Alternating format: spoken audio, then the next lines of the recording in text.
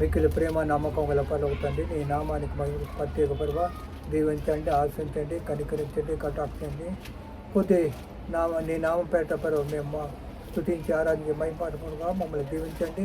కొద్ది మాటల పరువ మా హృదయంలో భద్రపరచుటకు మీ కృపనివ్వమని యేసుక్రీస్తు నామములో ప్రార్థన చేసి వేడుకుంటున్నాం ప్రభా. ఆమేన్, ఆమేన్.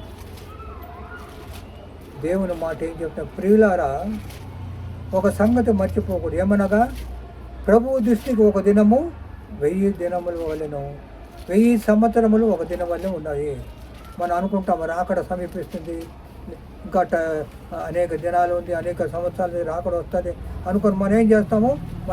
మనం దేవుని సన్నిధిలో మొరపెట్టకుండా మనం ఏం చేస్తాము? దేవునికి విరోధంగా మన ఇష్ట ప్రకారం నడుస్తూ ఉంటాము. కానీ మన ఇష్ట ప్రకారం నడుస్తూ ఉన్నప్పుడు అపాధి ఏం చేస్తుంది? మనల్ని వాడుకొని మనం అనేక అద్భుత కార్యాలు చేస్తాము, అనేక విధములైనటువంటి దేవుని కార్యాలు కూడా చేస్తాము, అనేకులు స్వస్థపరుస్తాము. ఏది చేసినప్పటికీ ఏం చేస్తాడంటే మనము ఈ రాకడికి సిద్ధపడాలి. ఎందుకంటే రాకడ ఒక సంగతి మర్చిపోకూడదు. ఏమనగా ప్రభు దృష్టికి ఒక దినం 1000 దినాలతో సమానం అంట. మనము ఇప్పుడు ఒక సంవత్సరం అట్ట అనుకున్నప్పుడు ఒక దినానికి 1000 సంవత్సరం ఎన్ని సంవత్సరాలు అవుతుంది? ఆయన రాకడ దగ్గర ఉందన్నమాట. కాబట్టి మనం ఏం చేయాలా? ఆయన రాకడకు మనం సిద్ధపడే బిడ్డలుగా, ఆయన రాకడకు ఆయన లోబడి ఉండే బిడ్డలుగా మనం సిద్ధపరచుకోవాలా.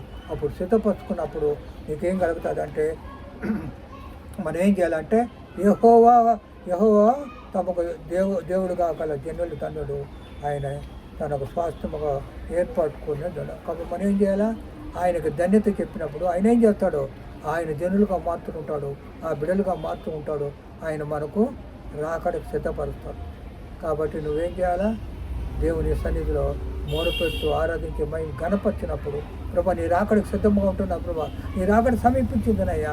కాబట్టి ప్రభా ఒక్కరు కూడా ఆయన ఏమంటుండే, ఒక్కరు కూడా నశించి ఇష్టం లేదంట. కాబట్టి ఆలస్యం అవుతాం, ఎవరు నశించిపోకూడదు అంట. అందరూ దేవుని సన్నిధి, ఎందుకంటే ఆయన సృష్టికర్త, అందరినీ ఆయన సృష్టించినాడు. కాబట్టి ఈ లోకములో ఏ కులమో కానీ ఏ మతమో కానీ, వాళ్ళు క్రైస్తవులుగా ఉండి, ముస్లింగా ఉండి, వాళ్ళు హిందువులుగా ఉండి, ఎవరైనా కానీ అందరూ దేవుని సృష్టి. కాబట్టి దేవుని రాకడకు ఎదురు చూసే బిడ్డలుగా ఉండాలి. ఏమంటే రాకడ సమీపం ఆయన ఏమంటున్నాడు? ఒక్కరు కూడా నశించుట ఇష్టం లేదు. కాబట్టి ఆయన ఆలస్యంగా, కానీ మనం అనుకుంటాము ఇంకా సంవత్సరాలకు ఆయన ఒక దినము 1000 సంవత్సరాలకి సమానం అయిపోతుంది అంట. కాబట్టి మనము ఆయన దగ్గరలో ఉండండి. మన విశ్వాసం మనం ప్రార్థన చేసినప్పుడు దేవుడు మనకు ఆయన ఒక కృప కుమ్మరిస్తాడు, జీవిస్తాడు, బలపరిస్తాడు.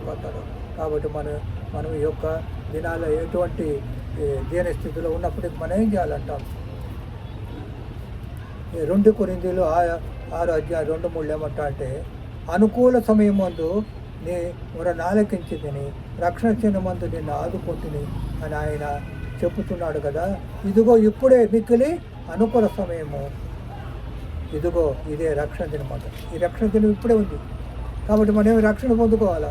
ఏమంటే రాకడ సమీపించి ఉండదు, మనకు తెలియదు. మనం అనుకుంటాము రాకడ వస్తుంది, అందరు రక్షించబడేప్పుడు అందరు ఎవరు కూడా దేవుని సన్నిధిలో ఎవరు కూడా తప్పిపోటు ఇష్టం లేదని ఆయన ఆలస్యం చేస్తాడు. కాదు, ఆలస్యం కాదు. కాబట్టి మనం ఏం చేయాలా? మనం దేవునికి లోపడాలా. దేవుని మాటలు వింటూ మన హృదయాన్ని బలపరుచుకుంటూ మన శరీరంలో ఉన్న ప్రతి ఒక్క అంగాన్ని దేవుని కొరకు వాడబడాలి. మన కళ్ళు ఏం చేస్తుంది? అనేక చూపులు చూస్తూ ఉంటుంది. మనం అనేక కార్యాలు, మనం మంచి కార్యాలే చూసేది కాకుండా ఈ కళ్ళు అంటే చెడ్డ కళ్ళు అందరికీ మోసం చేస్తుంది. కానీ ఆ కళ్ళను మనం ఏం చేయాలా? స్వాధీనం పట్టుకొని దేవుని కొరకు వాడాలి. నోరు, ముక్కు, చెవులు అన్నీ ఇచ్చిన అవయవాలంతా కూడా దేవుని కొరకు వాడబడాలి. కాబట్టి ఈరోజు నేను మన శరీరాన్ని దేవునికి అప్పచెప్పినప్పుడు ఆయన ఏం చేస్తాడో నీ యొక్క అవయవాలన్నింటినీ పరిశీలిస్తాడు. అదే ఆయన అక్కడ ఆకాశం నుంచి ఆయన మనం పరిశీలిస్తూ ఉంటాడు. కాబట్టి మనం ఏం చేయాలా?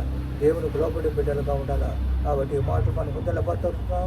దేవునికి లోబడి ఉండే బిడ్డలుగా ఉండి ఆయన రాకడికి సిద్ధపడే బిడ్డలుగా ఉండి మనం నిత్యవార్త పరలోక రాజ్యం పోవడానికి దేవుడు మనకు దయచేయను గాక. ఈ మాటలు మనం హృదయంలో భద్రపరుచుకుంటాం. దేవుడు మనం దీవించి ఆశని కనికని కట్ట బలపరిచి స్థిరపరుచును గాక. ఆమేన్, ఆమేన్.